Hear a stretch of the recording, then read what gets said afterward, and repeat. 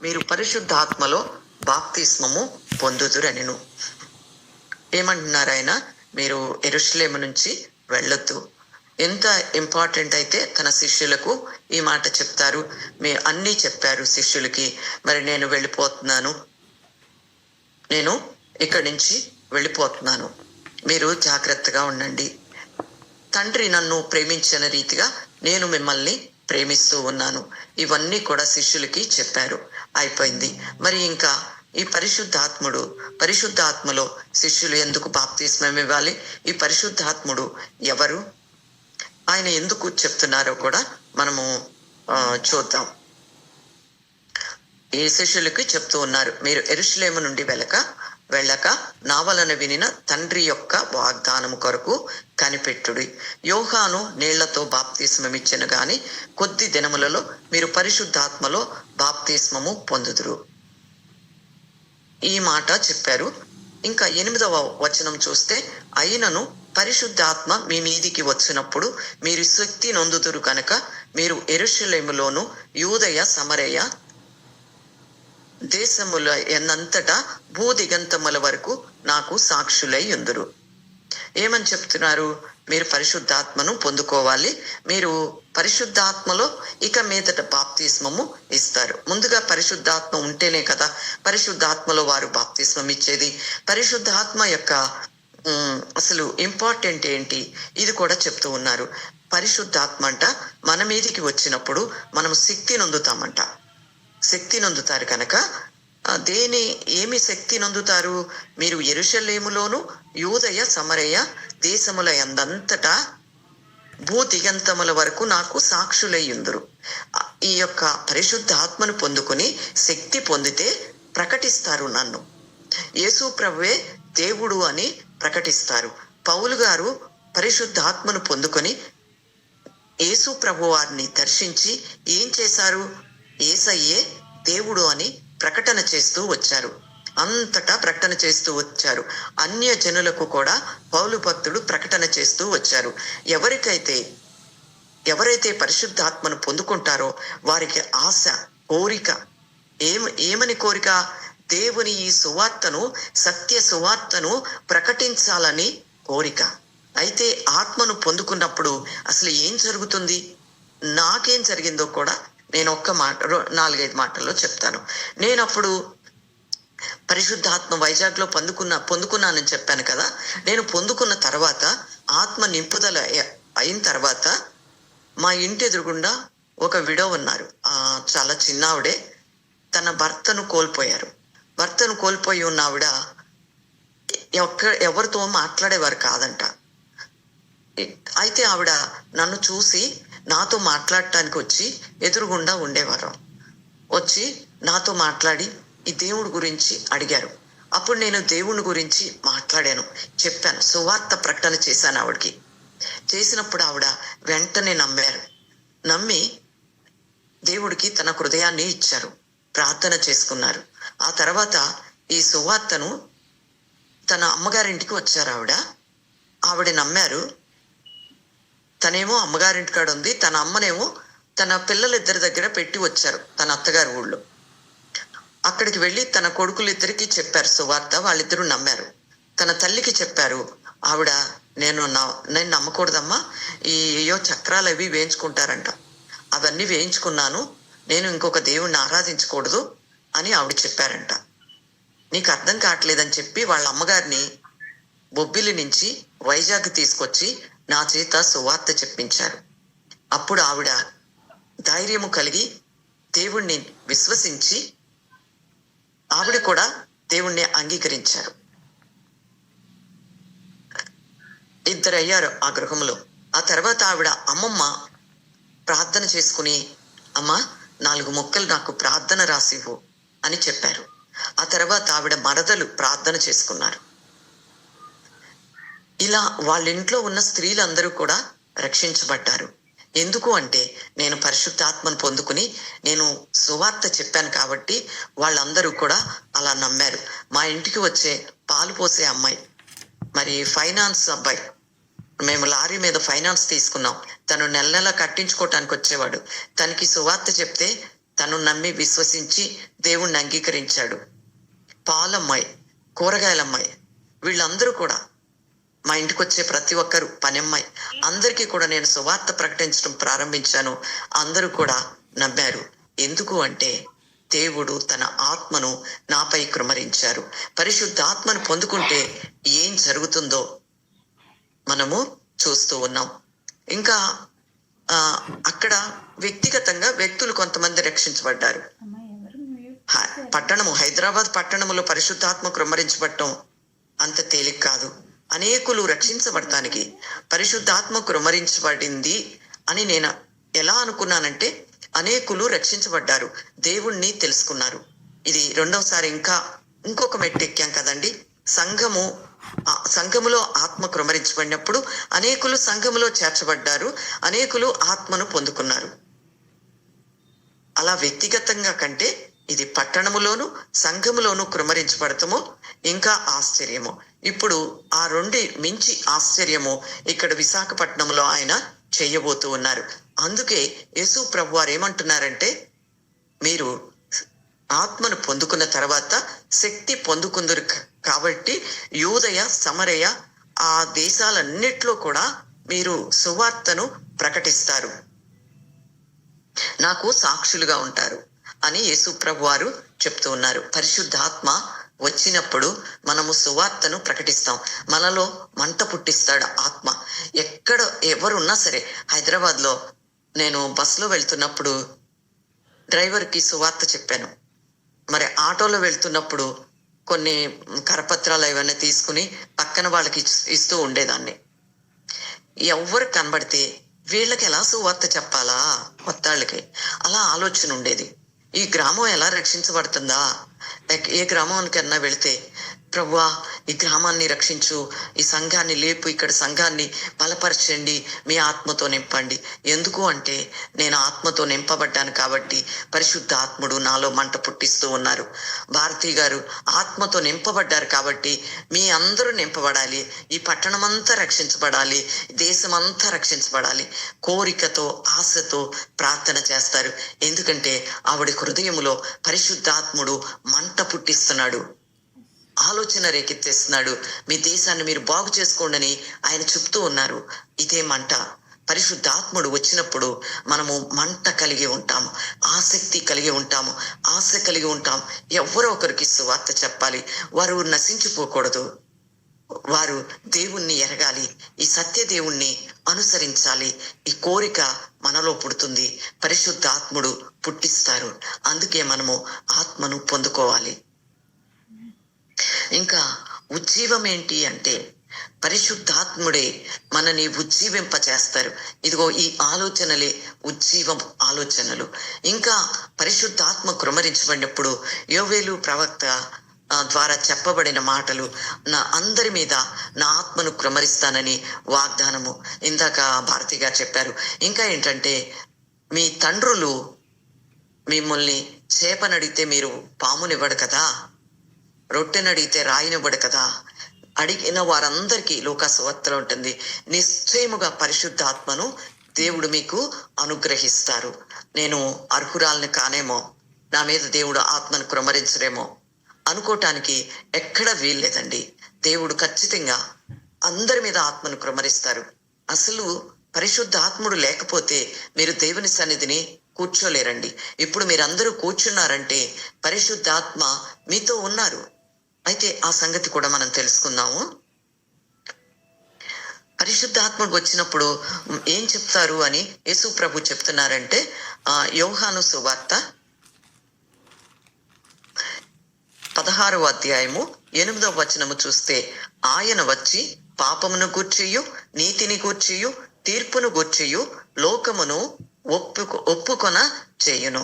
ఆయన వచ్చంట, పరిశుద్ధాత్ముడు వచ్చంట, పాపమును గూర్చి నీతిని గూర్చి తీర్పును గూర్చి మనల్ని, లోకమును అంటే ప్రజలను ఒప్పింప చేస్తాడు. లేకపోతే మనకి ఆయన దేవుడని తెలియదండి. ఆయన్ని తెలుసుకోవాలని మనం ఎంత మాత్రం అనుకో. పరిశుద్ధాత్ముడు మనలోనికి వచ్చి మనకి ఆ లోకమును గురించి చెప్తే, తీర్పును గురించి చెప్తే, పాపమును గూర్చి చెప్తే, నీతిని గూర్చి చెప్తే మనకు అర్థమవుతుంది. ఆయన మనల్ని ఒప్పింప చేస్తున్నారు. లోకమును గూర్చి, నీతిని గూర్చి, పాపమును గూర్చి, తీర్పును గూర్చి. అంటే ఒక తీర్పు ఉంది. మీరు యేసు ప్రభుని తెలుసుకోకపోతే నశించిపోతారు, నరకములోనికి వెళ్ళిపోతారు. ఈ మాటలు దేవుణ్ణి తాకని వారికి మనం చెప్తే, మీరొక్కళ్ళే భక్తి గలవాళ్ళ? మీ దేవుడే నిజమైన దేవుడా? మీ దేవుడే స్వర్గానికి తీసుకెళ్తారా? మా దేవుడు తీసుకెళ్లరా? మాకు చాలా మంది దేవుళ్ళు ఉన్నారు. మా దేవుళ్ళు కూడా మమ్మల్ని స్వర్గానికి తీసుకుని వెళ్తారు. మీరు ఎక్కడి నుంచో తీసుకొచ్చిన దేవుణ్ణి తీసుకొచ్చి మాకెందుకు చెప్తున్నారు అని అంటారు. కానీ మీరు అంటలేదు, మీరు వింటున్నారు. ఎందుకు వింటున్నారు? పరిశుద్ధాత్ముడు మీ హృదయాన్ని తాకారు కాబట్టి మీకు తీర్పును గూర్చి, పాపమును గూర్చి, నీతిని గూర్చి మీ హృదయానికి, ఆత్మకు తెలియచెప్పారు కాబట్టి మీరు ఇక్కడ కూర్చుని దేవుని శుభవచనాలు వింటూ ఉన్నారు. లోకస్తులు వినరు. ఎందుకు వినరంటే వాళ్ళు ఎన్నిక చేయబడలేదు. వారి కోసం మనం ప్రార్థన చేయలేదు. వారి హృదయంలో పరిశుద్ధాత్ముడు క్రియ చేయలేదు. ఎవరి హృదయంలో క్రియ చేస్తాడో పరిశుద్ధాత్ముడు, వారు దేవుణ్ణి తెలుసుకుంటారు. సరే, మరి పరిశుద్ధాత్ముడు చెప్పబట్టే కదా మేము తెలుసుకున్నాం, మాలోకి వచ్చాడు కదా, ఇంకా పొందుకోవటం ఏంటి అని మీరు అడగవచ్చు. అయితే పరిశుద్ధాత్ముడు వీటిని మన పక్కన ఉండి ఒప్పింపజేస్తారు. మన లోనికి వచ్చినప్పుడు మనలో నుంచి పరిశుద్ధాత్ముడు ప్రార్థన చేస్తారు. ఆ ప్రార్థన దేవునికి శక్తివంతమైన ధూపంగా దేవుని దగ్గరికి వెళుతుంది. మనము ప్రార్థన చేస్తాం, కానీ అది దేవుడి దగ్గరికి అంతగా వెళ్ళదు. వింటారు, మనమందరం ఆయన పిల్లలం కాబట్టి ఆయన వింటారు. అదే పరిశుద్ధాత్మతో మనము చేసిన ప్రార్థన మనలో నుంచి పరిశుద్ధాత్మని చూసి ఆ ప్రార్థన ఆలకించి తండ్రి అయిన దేవుడు మనకు కావలసిన ఈవులన్నిటినీ ఇస్తారు. మనం ఎప్పుడైతే యేసు ప్రభుని అంగీకరించామో, యేసు ప్రభుని మన హృదయంలోనికి చేర్చుకున్నామో, తండ్రి అయిన దేవుడు మనల్ని చూడరు. మనము పాపం చేసిన వారము, అపరాధం చేసిన వారము, మన దోష రక్తము మనమందరము కూడా ఆదాము అవ్వమ్మ సంతానం కాబట్టి మనలో పాపం ఉంది కాబట్టి మన ప్రార్థన ఎవరి ద్వారా వింటారు? యేసయ్య ద్వారా వింటారు. యేసయ్య మన హృదయంలో ఉంటే, ఇదిగో నా కుమారుణ్ణి ఈ బిడ్డ స్వీకరించింది, వింటానంటారు. అదే తర్వాత యేసయ్య తర్వాత వచ్చిన పరిశుద్ధాత్మని నుంచి మనము ప్రార్థన చేస్తూ ఉంటే మనకు అనేక సంగతులు గోచరం చేస్తారు. యేసు ప్రభు వారే స్వయంగా చెప్తున్నారు, నేనైతే ఇక్కడ ఈ దేశంలో ఒక్కటే ఉంటాను, కానీ పరిశుద్ధాత్ముడు చాలా శక్తివంతమైన పని చేస్తారు. ఆయన అంతటా ఉంటారు, ఆయన అందరిలోనూ ఉండగలరు. కాబట్టి ఆత్మ మీ మీదికి వచ్చినప్పుడు మీరు మరి సత్యము తెలుసుకుంటారు, మరి శక్తి నొందుతారు, ఇంకా ఆయన గురించిన సంగతులు వింటారు.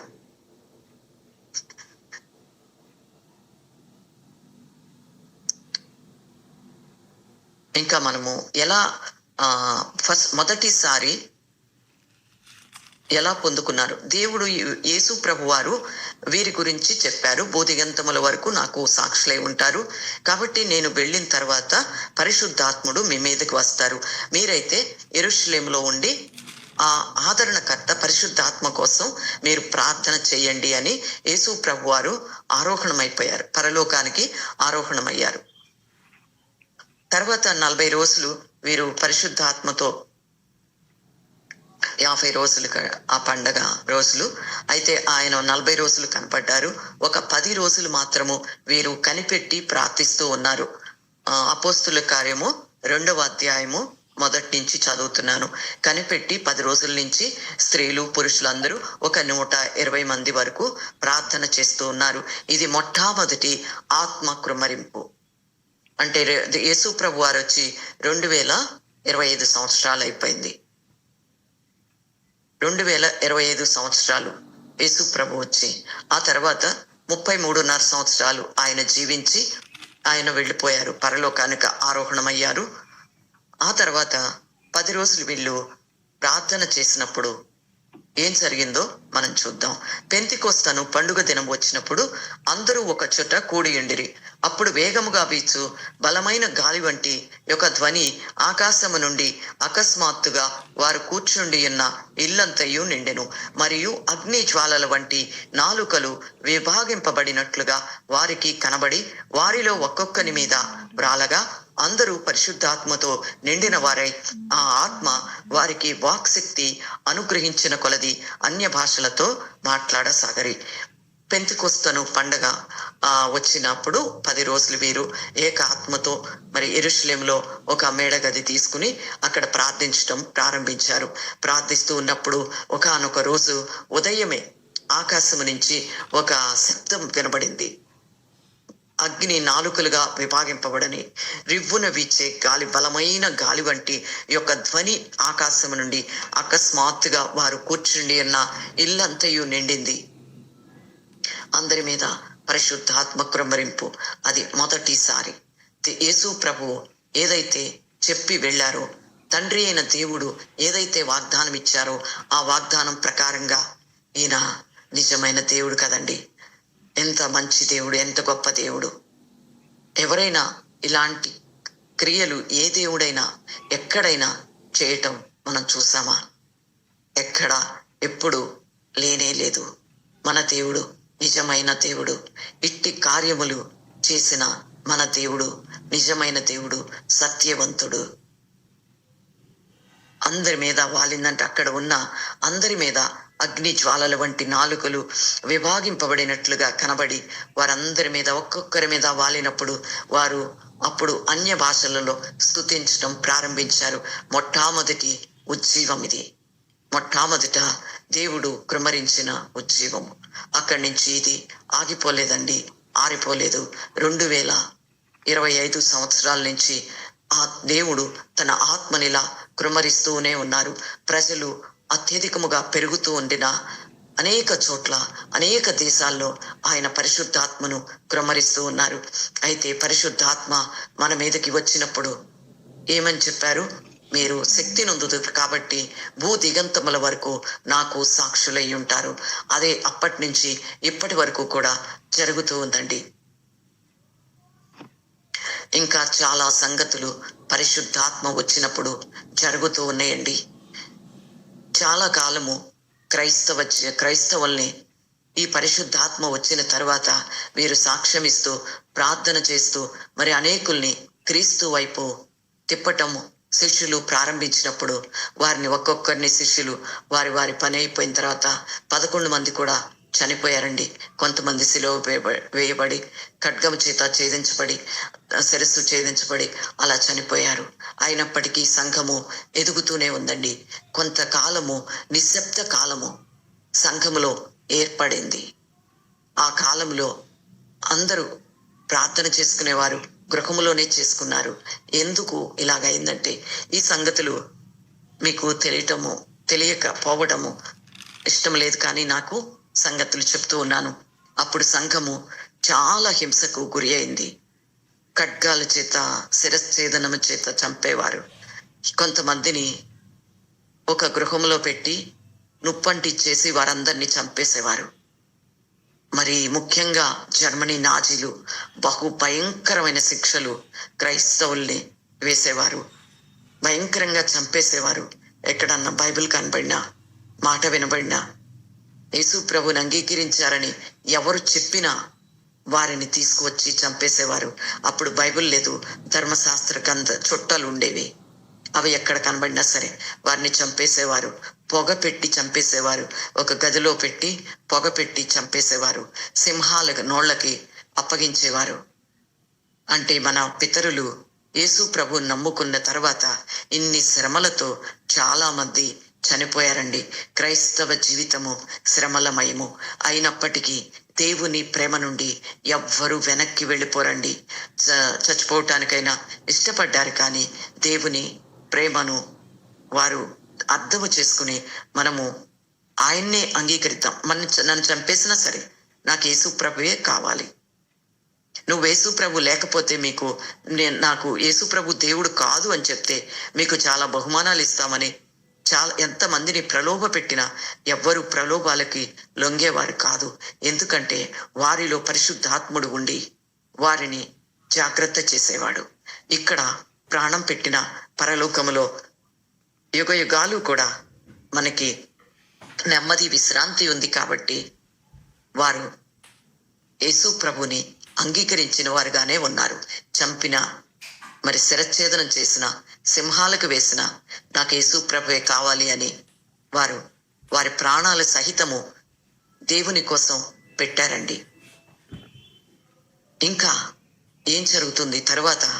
చాలా కాలము, కొంత నిశ్శబ్ద కాలం తర్వాత మరల దేవుడు ఉజ్జీవం కృమ్మరించడం ప్రారంభించారు. ఒక అమెరికా దేశంలో అయితే చాలా ఘోరమైన పరిస్థితులు నెలకొన్నాయి. అయితే అక్కడ సంఘము చాలా మందికి చెప్పి, మా సంఘములో ఉజ్జీవం కావాలి, పరిస్థితులు దారుణంగా ఉన్నాయి, ఆడవాళ్ళు బయటికి వెళ్ళలేకపోతున్నారు, దొంగతనాలు జరుగుతూ ఉన్నాయి, చాలా ఘోరమైన పరిస్థితిలో ఉన్నాం, కాబట్టి మా దేశానికి మరి ఉజ్జీవం కావాలి, అమెరికా దేశానికి ఉజ్జీవం కావాలని వారు ఆయా సంఘాలకు కరపత్రాలు పంచినప్పుడు, అందరూ ఉజ్జీవం కోసం ప్రార్థన చేసినప్పుడు దేవుని ఆత్మ దిగి వచ్చి వాళ్ళని ఉజ్జీవింపచేసిందండి. ఉజ్జీవింపచేసినప్పుడు ఒక్కొక్కసారి ఒక్కొక్క రీతి అయిన ఆదరణ కలుగుతుంది. అన్నిసార్లు దేవుడు ఇలా అగ్నితోనూ, ఇలా రివ్వును వీచే గాలి భాషలు మాట్లాడతాం, ఇలాగే కాదండి. ఆత్మ కృమరించబడినప్పుడు అందరి హృదయాలు దుఃఖముతో నిండితే పరిశుద్ధాత్మ ఒప్పింప చేస్తారు. అలాగే నేను ఇక్కడ ఉజ్జీవం మొదలైనప్పుడు నాకు దేవుడు చెప్పారు, ఒక 15 రోజులైందండి. ఏమని చెప్పారంటే, నువ్వు స్తుతి చెప్పు 3 రోజులు, నీకు ఒక శుభవార్త వినిపిస్తాను. అయితే నేనేదో నాకు ఉన్న అవసరము నిమిత్తము నేను స్తుతులు చెప్తున్నా 3 రోజులు. అంటే దేవుడు ఆ విషయంలో నాకు శుభవార్త వినిపిస్తారు అని నేను అనుకున్నానండి. అంతకు ముందే వాగ్దానం ఇవ్వటం జరిగింది. అప్పుడప్పుడు ప్రార్థన చేస్తూ ఉన్నాము. అయితే ఆ రోజున దేవుడు నాతో ఇలా మాట్లాడారు, 3 రోజుల తర్వాత నీకు ఒక శుభవార్త వినబడుతుంది, నువ్వు 3 రోజులు 1000 స్తుతులు రోజుకి చెప్పు అన్నారు. సరే, 1000 స్తుతులు పుస్తకం తీసుకున్నాను.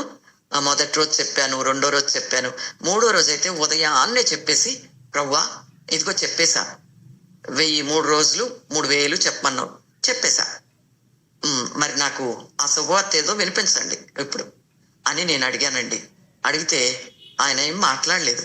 సరే, ఇవాళ ఇస్తారా, రేపిస్తారా, వినిపించండి ప్రవ్వా, శుభవార్త కావాలి, నేను అంటానే ఉన్నాను. అలాగే సాయంత్రం అయింది. సాయంత్రం ప్రార్థనలో కూర్చున్నప్పుడు దేవుడు ఇంకా నేనే మొదటగా ముందు కొన్ని నిమిషాల ముందు వస్తాను. మాకు కూడా ఒక చిన్న గ్రూప్ ఉంది, మీలాగానే ఈ మధ్యనే ప్రారంభించడం జరిగింది. ఆ చిన్న గ్రూపు ఎవరూ రాలేదు. ఈ పాటే పాడుతున్నాను నేను, మేలుకో క్రైస్తవమ్మ పాడుతుంటే దేవుడు ఆత్మ నన్ను నింపుతా ఉన్నారు. నాకు అర్థమైంది, దేవుడు తన ఉజ్జీవంను కృమ్మరించారు. నాకు అర్థమైంది, శుభవార్త అంటే ఇదే. ఒకళ్ళు ఇద్దరు వచ్చినప్పుడు, ఆ పాట అవ్వకుండానే ఒకళ్ళు ఇద్దరు వచ్చినప్పుడు, అదేంటండి అలా పాడారు, అదేంటక్క అలా పాడావు, ఎంత బాగుందో. ఎందుకు అంటే పరిశుద్ధాత్ముడు పాడించారు, అందుకనే అంత బాగుంది, అంత మధురంగా ఉంది. ఆ ఆత్మతో దేవుడు ఆ రోజు అలా ఉజ్జీవింప చేసిన తరువాత ఆ ఉదయాన్ని ప్రార్థనలో ఒక ఆవిడ పరలోక దర్శనం చూసింది. తనకి రెక్కలు వచ్చినాయి అంట, పరలోకం వెళ్ళిపోతుంది. అరే, ఇది హైదరాబాద్ హైటెక్ సిటీ అనుకుంటా, దేవుడు చూపిస్తున్నారు, వెలిగిపోతుంది వెలుగుతో, అమ్మో ఇన్ని లైట్లు ఉంటాయి కాబోలు అనుకుంటుందంట ఆవిడ. కాదు, హైటెక్ సిటీ కాదమ్మా, పరలోకం చూడు అని చెప్తున్నారంటే దేవుడు అసలు ఎంత అందంగా ఉందో, నన్ను తీసుకెళ్ళిపోయారు అక్క, నాకు రెక్కలున్నాయి అని ఆవిడ సాక్ష్యం చెప్పారు. ఆ తర్వాత రోజు ప్రార్థన చేసినప్పుడు 10 సంవత్సరాల నుంచి ఒక ఆవిడకి బ్లడ్ క్లాట్స్ వచ్చి చాలా ఇబ్బంది పడుతూ ఉంది.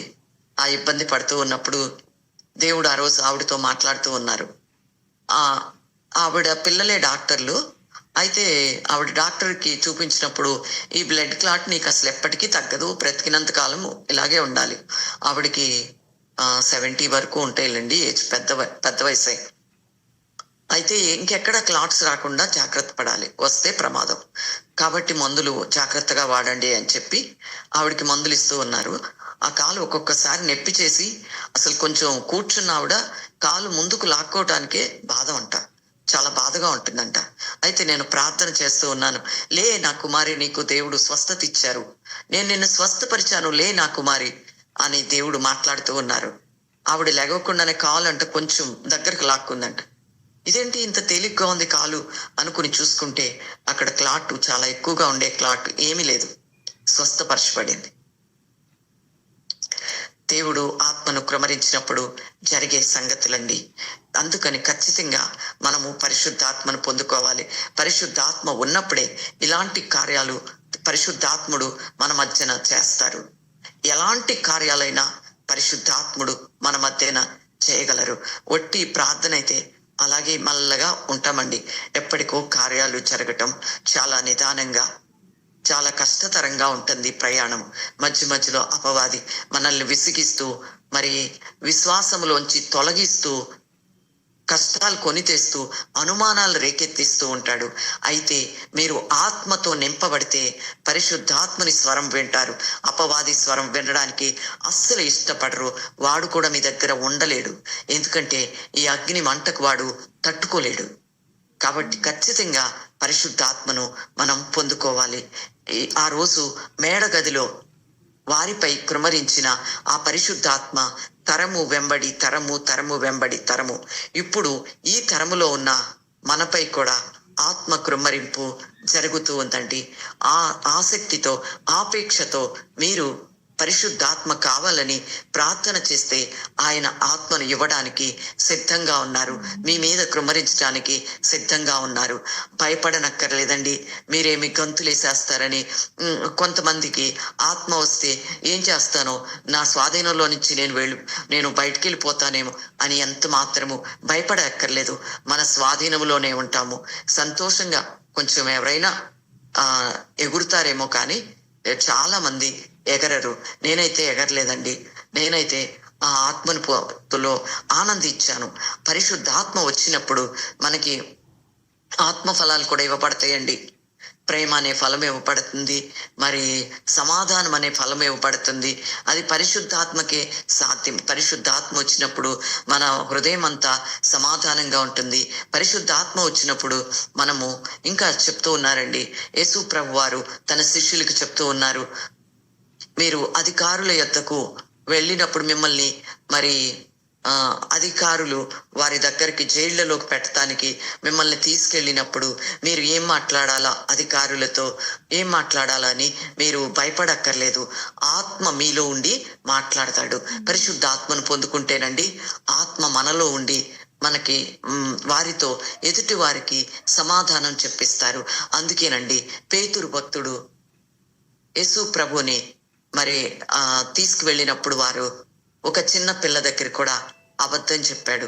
నేను ఆయనను ఎరగను ఒట్టు పెట్టుకున్నాడు. ఇంకా అంతకు ముందు ఒక ఆయన కూడా, యేసుతో ఉన్నవాడు నువ్వంటే, అబ్బే నేను యేసుతో లేను, ఆయన ఎవరో నేను ఎరగను, అబద్ధం చెప్పాడు పేతురు. అప్పుడు పేతురుకి పరిశుద్ధాత్మ వరము లేదండి, పరిశుద్ధాత్మ నింపుదల లేదండి, ఆత్మను పొందుకోలేదు. అందుకని అబద్ధం చెప్పాడు, నేను ఎరుగను. అయితే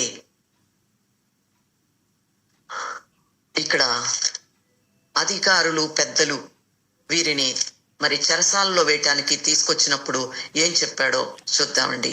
ఇంకా ఈ పరిశుద్ధాత్మ వచ్చినప్పుడు కూడా ఏం చెప్పాడో కొన్ని మాటలు చూద్దాం. ఇక్కడ వీళ్ళందరూ కూడా, ఈ 120 మంది కూడా పరిశుద్ధాత్మను పొందుకుని భాషల్లో మాట్లాడుతున్నప్పుడు అక్కడ వారు ఏమనుకుంటున్నారంటే, వీరు కొత్త మద్యముతో నిండి ఉన్నారని ఎగతాళి చేశారంట, అపహాస్యము చేసిరి. అదే 2వ అధ్యాయము 13వ వచనంలో ఉంటుంది. అయితే పేతురు ఆ 11 కూడా లేచి నిలచి బిగ్గరగా వారితో ఇట్లనెను. ఎక్కడ పేతురు ఏమన్నాడు? అసలు ఆయన ఎవరో నాకు తెలియదు, యేసు ప్రభు వారెవరో నాకు తెలియదు. అయితే ఆత్మను పొందుకున్నాక ఏం చెప్తున్నాడు? 11 మందితో కూడా లేచి నిలబడి, యోదయ మనుష్యులారా, యెరూషలేములో కాపురమన్న సమస్త జనులారా, అందరి మధ్యన నిలబడ్డాడండి. అక్కడ ఒక 5-6 ఉన్నారేమో చలి కాచుకుంటున్నప్పుడు, వాళ్ళ మధ్యన అబద్ధమాడాడు. ఇప్పుడు ఇంతమంది మధ్యన కాపురమన్న సమస్త జనులతో ధైర్యంగా మాట్లాడుతున్నాడు. ఇది మీకు తెలియగాక, చెవియొగ్గి నా మాటలు వినుడి. మీరు ఊహించినట్టు వీరు మత్తులు కారు, పురొద్దు పొడిచి జామైనా కాలేదు. యోవేలు ప్రవక్త ద్వారా చెప్పబడిన సంగతి ఇదే. ఏమనగా, అంత్య దినముల యందు నేను మనుష్యులందరి మీద నా ఆత్మను కృమ్మరించెదను. మీ కుమారులను మీ కుమార్తెలను ప్రవచించెదరు. మీ యవనులకు దర్శనములు కలుగును. మీ వృద్ధులు కలలు కందురు. ఎంత ధైర్యంగా చెప్పాడండి. ఇంకా ఈ మాటలే కాదు కానీ అందరికీ మరి సువార్తను ప్రకటించాడండి ధైర్యంగా. యేసు ప్రభుని మీరు సిలువ వేశారు, కానీ ఆయన్నే మనకు రక్షకుడుగా, కుమారుడుగా దేవుడు అనుగ్రహించారు. ఆయన నమ్మితే మీరు కూడా రక్షించబడతారు. మరి ఇంకా ఒక మాట ఉంటుందండి, 39వ వచనము చూస్తే 2వ అధ్యాయంలోనే ఈ వాగ్దానము మీకును, అంత వాగ్దానం కూడా చూద్దాం. పేతురు, మీరు మారు మనసు పొంది పాప క్షమాపణ నిమిత్తము ప్రతివాడు యేసుక్రీస్తు నామమున బాప్తిస్మము పొందుడి. అప్పుడు మీరు పరిశుద్ధాత్మను వరమును పొందుదురు. ఈ వాగ్దానము మీకును మీ పిల్లలకును దూరస్తులందరికీ, అనగా ప్రభువైన మన దేవుడు తన యొద్దకు పిలిచిన వారికి అందరికీ చెందునని వారితో చెప్పెను. ఇంకను అనేక విధములైన మాటలతో సాక్ష్యమిచ్చి, మీరు మూర్ఖులకు ఈ తరము వారికి వేరై రక్షణ పొందుడని వారిని హెచ్చరించెను. కాబట్టి అతని వాక్యము అంగీకరించిన వారు బాప్తిస్మము పొందిరి. అప్పటికప్పుడు ఆ దినమందు ఇంచుమించు 3000 మంది చేర్చబడిరి. వీరు అపోస్తుల బోధ యందును, సహవాసమందును, రొట్టె విరుచుట యందును, ప్రార్థన చేయుట యందును ఎడతెగక ఉండిరి. వీరందరూ 3000 మంది ఆ ఒక్క రోజే బాప్తిస్మం పొందారు. వారందరూ దేవుణ్ణి 3000 మంది ఒకేసారి అంగీకరించారు. సంఘము ఆ రోజు తెరవబడిందండి. పేతురు గారు ఆ రోజు సంఘము తెరచి 3000 మందిని సంఘములో చేర్చుకున్నారు. ఆ సంఘం ఇప్పుడు దినాభివృద్ధి అవుతూ ఉంది. ఇప్పుడు 4/3 మంది క్రైస్తవులే ఉన్నారు, దేవుణ్ణి ఎరిగిన వారే ఉన్నారు. అప్పుడు యేసు ప్రభు ఒక్కరిగా వచ్చారు, 12 మంది శిష్యుల్ని చేసుకున్నారు. ఆ 12 మంది ఈ విత్తనాలు, ఫలాలు ఇంతవరకు ఫలిస్తూ ఇంతమంది అయ్యారు. అయితే పరిశుద్ధాత్మ ఆవశ్యకత ఇప్పుడు మీకు అర్థమైందని నేను అనుకుంటున్నానండి. పరిశుద్ధాత్మ వచ్చినప్పుడు ఏం జరుగుతుంది? మీరు అంతటా కూడా సువార్తను ప్రకటిస్తారు, శక్తి నొందుతారు. అసలు ఆత్మ లేకపోతే మీరు ఒప్పుకోలు ఆత్మ మీలో లేకపోతే మీరు దేవుని దగ్గరికి రాలేరు. ఆత్మ యొక్క మరి ఇంపార్టెంట్ మీరు ఈరోజు తెలుసుకున్నారని నేను అనుకుంటున్నానండి. ఇంకా ఈ ఆత్మ పొందుకున్న తర్వాత అన్య జనులకు, అప్పటికి వరకు యేసు ప్రభు యూదుల్లో నుంచి వచ్చారు కదా, యూదులకే సువార్త వినబడుతూ వచ్చింది. ఆ తర్వాత అన్యజనులకు కూడా వీరు సువార్త ప్రకటించడం ప్రారంభించారు. ఇంకొక రోజు పేతురు గారు ప్రసంగించినప్పుడు 5000 మంది రక్షింపబడ్డారు. అయితే ఇంకొక మాట ఏంటంటే, వీరు పేతురు యోహాన్ని కొట్టారండి. మీరు ఈ యేసు ప్రభువుని బట్టి మీరు ప్రకటించవద్దు, ఆయన యొక్క మరణము మా మీదకి తీసుకొస్తున్నారని అక్కడ పరిసయ్యులు, అధికారులు ఆయన్ని చంపేశారు కదండి. వీళ్ళకి బాధ ఉంటుంది. ఆయనే వచ్చి మళ్ళీ లేపుతున్నాడంట, ఆయనే స్వస్థపరుస్తున్నాడంట యేసు ప్రభు అని వీళ్ళు చెప్తుంటే వీళ్ళ మనసు భయం, కంగారు. ఆ యొక్క మనిషిని మరణము మా మీదకు తీసుకొస్తారా, మీరు ఈ పేరును బట్టి మీరు అసలు ప్రకటించవద్దు అని చెప్పి వీళ్ళని కొట్టి బెదిరి పెట్టారు. అయితే వాళ్ళు ధైర్యంగా ఏమంటున్నారంటే, చదవనంటే 4:19 నుంచి చదువుతున్నాను. అందుకు పేతురు యోహాను వారిని చూసి, దేవుని మాట వినుట కంటే మీ మాట వినుట దేవుని దృష్టికి న్యాయమా? మీరే చెప్పుడి. మేము కన్నవాటిని విన్నవాటిని చెప్పక ఉండలేమని వారికి ఉత్తరమిచ్చిరి. అవును కదా. వాళ్ళు ఏమంటున్నారు, అంత భయపడి అసలు యేసు ప్రభుని అప్పుడు పట్టుకున్నప్పుడు వీళ్ళందరూ యూదుల భయము చేత ఒక ఇంట్లో భయం భయంగా బిక్కుబిక్కుమంటూ దాక్కున్నారు. పేతురు అబద్ధం కూడా చెప్పేశాడు. అంత భయపడిన ఈ శిష్యులు పరిశుద్ధాత్మను పొందుకున్న తర్వాత ధైర్యంగా ఏమంటున్నారు, మేము దేవుని మాట వినుట కంటే మీ మాట వినుట శ్రేష్టమా, ఈ మాటలు మేము చెప్పకుండా ఉండలేము. చెరసాల్లో పెట్టారు, దెబ్బలు కొట్టారు. దెబ్బలు కొడితే ఏమంటున్నారంటే, ఆయన నామమును బట్టి దెబ్బలు తినడానికి మేము అర్హులమని సంతోషిస్తూ వెళ్ళారంట. అంటే అంతగా పరిశుద్ధాత్మ వచ్చినప్పుడు అంతటి మార్పు మనలో వస్తుంది. చాలా మార్పులు మనం చూసాం కదండి. చాలా ధైర్యం కలిగి మరి అపోస్తులు దేవుని యొక్క సువార్తను ప్రకటించారు. ప్రాణం పెట్టడానికి కూడా తెగించారు. ఎందుకు అంటే వారిలో పరిశుద్ధాత్ముడు నివాసం చేస్తున్నారు. ఇప్పుడు భారతి గారిలో యేసు ప్రభు పరిశుద్ధాత్ముడు నివాసం చేస్తున్నారు కాబట్టి ఈ సంఘము పెరగాలి, మరి చాలా మంది రావాలి, అన్య జనాంగము రక్షించబడాలని కోరిక, ఆశ, మంట. మనకి ఈ మంట కావాలంటే మనము కూడా పరిశుద్ధాత్మను పొందుకోవాలి. మనల్ని నడిపించేవాడు పరిశుద్ధాత్ముడే. ఆ పరిశుద్ధాత్మ ప్రార్థన దేవుడు అంగీకరిస్తారు. మన ద్వారా గొప్ప కార్యాలు చేయటానికి ఆయన ఇష్టపడుతూ ఉన్నారు. ప్రార్థన చేసుకుందామండి.